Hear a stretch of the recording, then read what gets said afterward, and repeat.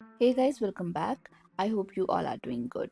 When we design our homes, we usually focus on how things look, but after living in the house for some time, we realize that functionality matters more than beauty.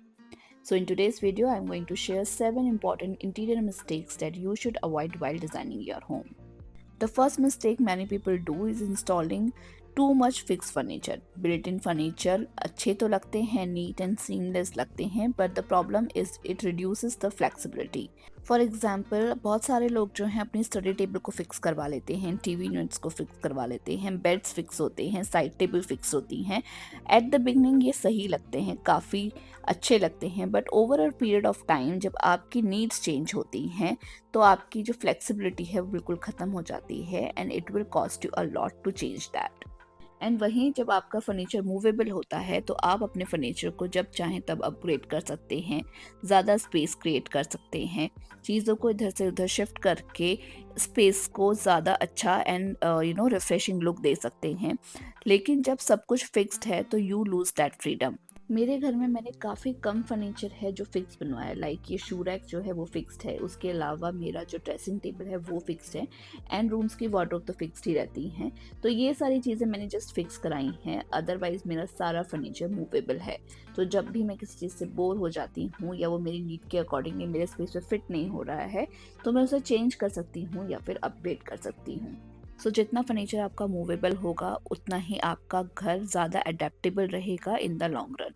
For example आप अपने घर में beds को, side tables को, इस तरह से जो चेस्ट ऑफ ड्रॉर्स हैं उनको मूवेबल रखिए, इनको फिक्स मत कराइए, ताकि जब भी आपको लगे कि वो आपकी नीड के अकॉर्डिंग फिट नहीं हो रहे हैं या तो आप उन्हें चेंज कर दीजिए या फिर आप एक रूम से दूसरे रूम में शिफ्ट कर सकते हैं, ताकि स्पेस भी रिफ्रेशिंग लगे एंड आपकी नीड के अकॉर्डिंगली आप अपने फर्नीचर को अच्छे से यूटिलाइज भी कर पाएँ।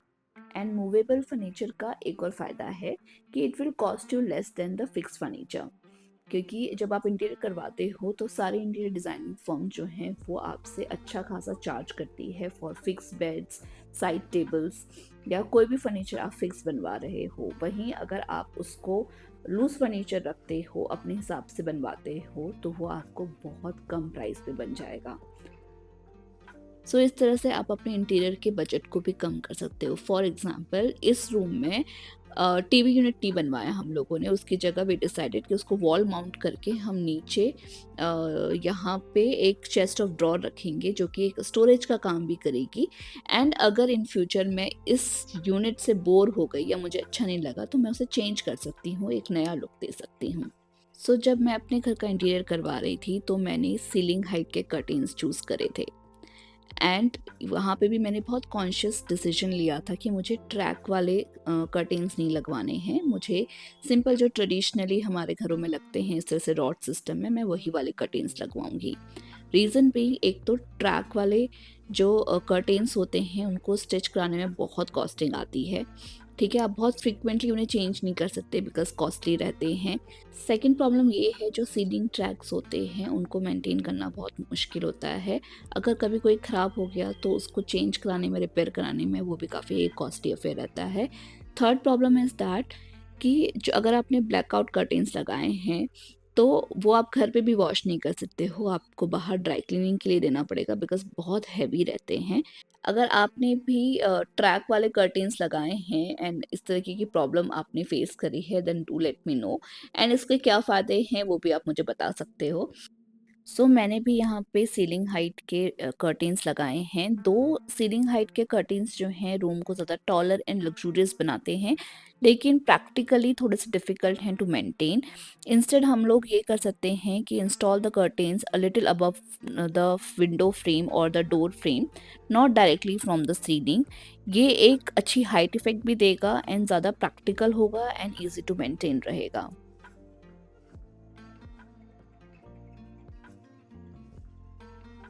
बहुत सारे लोग लाइट्स को लेके बहुत मिस्टेक करते हैं इन होम इंटीरियर्स। बहुत सारे लोग ट्यूब लाइट्स या फिर हार्श वाइट लाइट्स लगाते हैं जो कि घर को बहुत ही ज़्यादा कूल एंड लेस कोजी बनाते हैं। इंस्टेड ऑफ दैट आप इस तरह से अलग अलग जगहों पे अलग अलग तरीके की लाइट्स ऐड कर सकते हैं, जैसे कि लैम्प्स आप यूज़ कर सकते हैं। आप सीलिंग में जो है शैंडलियर यूज़ कर सकते हैं या फिर पेंडेंट लाइट यूज़ कर सकते हैं। वॉल पे बहुत सारे तरीके की फैंसी वॉल लाइट्स आती हैं, आप उनका यूज़ कर सकते हैं। इस तरह से लॉबी में इस तरह से हैंगिंग लाइट्स का यूज़ कर सकते हैं। ये एक ब्यूटीफुल इफ़ेक्ट तो देता ही है, साथ ही घर को एक बहुत ही अच्छी कोज़ी एंड वार्म फील देता है। एंड मैं पर्सनली फ़ील करती हूँ कि इस तरीके की जो लेयर्ड लाइटिंग होती है वो घर को ज़्यादा एलिगेंट एंड प्रीमियम बनाती है। And a home should feel warm and inviting, not like an office और hospital. Good lighting can actually transform the entire look of your home.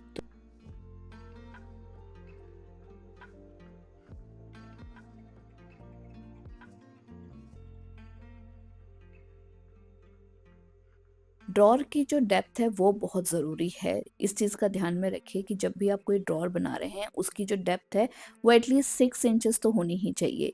जैसे कि ये एक ड्रॉअर बनवाई है मेरे ड्रेसिंग टेबल में जो कि बहुत शैलो है। मेरी परफ्यूम की बॉटल्स तक इसमें अच्छे से अकोमोडेट नहीं हो पाती हैं, जिसकी वजह से मैं इन ड्रॉअर्स को अच्छे से यूज़ भी नहीं कर पा रही हूँ। मेरा कोई भी मेकअप का सामान इसमें अच्छे से आ ही नहीं पाता। इन शैलो ड्रॉट्स की वजह से ये पूरा यूनिट यूज़लेस है मेरे लिए। एंड इस यूनिट को बनवाने के लिए मैंने होमलेन को पे किया था अराउंड 30,000। एंड 30,000 पे करने के बाद भी ये बिल्कुल यूज़लेस है। इससे अच्छा मैंने जो चेस्ट ऑफ ड्रॉट्स अपने रूम से बनवाई है वो जस्ट मैंने 20,000 में बनवाई है एंड ज़्यादा अच्छी ड्रॉट्स उसमें निकल के आई हैं। इवन जितने भी ड्रॉर्स मेरे वार्डरोब्स में बनी है उनके साथ भी सेम प्रॉब्लम है, वो भी काफ़ी शैलो हैं। कोई भी चीज़ आप अच्छे से ऑर्गेनाइज करके नहीं रख सकते, लिमिटेड स्टोरेज आपको मिलती है। तो जब भी आप अपने इंटीरियर करवाएं तो ध्यान में रखिए, अपने इंटीरियर डिज़ाइनर से ज़रूर पूछिए कि ड्रॉर्स की जो डेप्थ है वो कितनी होगी। एटलीस्ट 6 इंचेस तो होनी ही चाहिए। Ideally wardrobe drawers should have good depth and smooth sliding channels. This way you can store more items neatly and everything becomes easily accessible. A wardrobe is just not about hanging clothes. Drawers are equally important.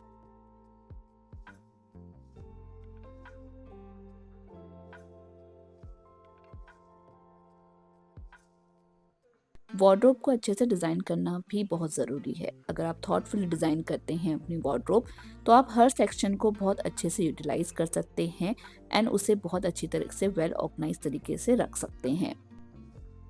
जो अपर section होना चाहिए wardrobe का वो तो आपके clothes को hang करने के लिए होना चाहिए। उसके बाद आप बीच में 1 या 2 छोटी ड्रॉर्स रख सकते हैं। देन जो lower part of the wardrobe है वो बहुत बार लोग ना एम्प्टी शेल्फ्स छोड़ते हैं, जैसे कि मैंने यहाँ पे छोड़ी हुई हैं। तो ये जो एम्प्टी शेल्फ्स हैं ना बहुत अच्छे से यूटिलाइज नहीं हो पाती हैं। जैसे कि मैंने यहाँ पे ऑर्गेनाइजर्स वगैरह रख के उसे यूज़ कर रखा है। अगर मैंने उस टाइम पे बहुत अच्छे से सोचा होता एंड यहाँ पे मैंने 2 बड़ी ड्रॉर्स लगवाई होती तो मैं अपना सारा सामान बहुत अच्छे से ऑर्गेनाइज़ करके रख सकती थी एंड मुझे इन ऑर्गेनाइजर्स की भी ज़रूरत नहीं होती। साथ ही मेरी पूरी वार्डरोब जो है वो वेल ऑर्गेनाइज़ भी दिखती एंड अच्छे से यूटिलाइज़ भी हो पाती। मैं अपनी सारी चीज़ों को अच्छे से सेग्रीगेट करके रख सकती थी। ओपन शेल्फ के साथ हमेशा प्रॉब्लम होती है कि वो बहुत जल्दी मेसी हो जाती हैं। Instead of shelves it is much better to use drawers in the lower section. And एक इम्पॉर्टेंट टिप देना चाहूँगी मैं related to chest of drawer. तो जब भी चेस्ट ऑफ ड्रॉर आप बनवाएं तो उसका डिज़ाइन बहुत केयरफुली चूज़ करें। जैसे कि मेरे घर पे आपको 3 चेस्ट ऑफ ड्रॉर देखने के लिए मिलेंगी। एक का डिज़ाइन है जिसमें कि आपको 6 ड्रॉर्स देखने के लिए मिलेंगे। वहीं जो लिविंग रूम में जो ड्रॉर आपको देखने के लिए मिलेगी उसमें 2 साइड तो डोर है, बीच में 3 बड़ी ड्रॉर्स देखने के लिए मिलेगी। And the third one is this one, जिसमें कि आपको ऊपर 3 ड्रॉर देखने के लिए मिल रही हैं, नीचे आपको शेल्फ का डिज़ाइन देखने के लिए मिलेगा। एंड इनमें से सबसे अच्छी एंड यूज़फुल जो चेस्ट ऑफ ड्रॉर है वो है ये वाली, जिसमें कि आपको 6 ड्रॉर्स देखने के लिए मिलेंगी। बिकॉज आपको इसमें 6 बड़ी बड़ी ड्रॉर्स मिलती हैं जिसमें कि आप अपना सारा सामान अच्छे से ऑर्गेनाइज करके रख सकते हैं। मैं फ़िलहाल इसे यूज़ कर रही हूँ अपने बेटे के कपड़े एंड एक्सेसरीज़ रखने के लिए। साथ ही ये वाली जो ड्रॉर है चेस्ट ऑफ ड्रॉर, ये भी काफ़ी अच्छी है बिकॉज इसमें भी काफ़ी सामान अकोमोडेट हो जाता है। एंड सबसे ज़्यादा यूज़लेस जो मुझे लगी वो है मेरे सेकंड बेडरूम में जो चेस्ट ऑफ ड्रॉर रखी है, बिकॉज उसमें अच्छे से चीज़ें ऑर्गेनाइज भी नहीं हो पाती एंड ज़्यादा चीज़ें अकोमोडेट भी नहीं हो पाती। सो जब भी चेस्ट ऑफ ड्रॉर बनवाएं तो 6 ड्रॉर्स के साथ ही बनवाएं। So guys, this is all about today's video. आज की वीडियो कैसी लगी, do let me know in the comment section. Thank you so much for watching till the end. See you in the next one.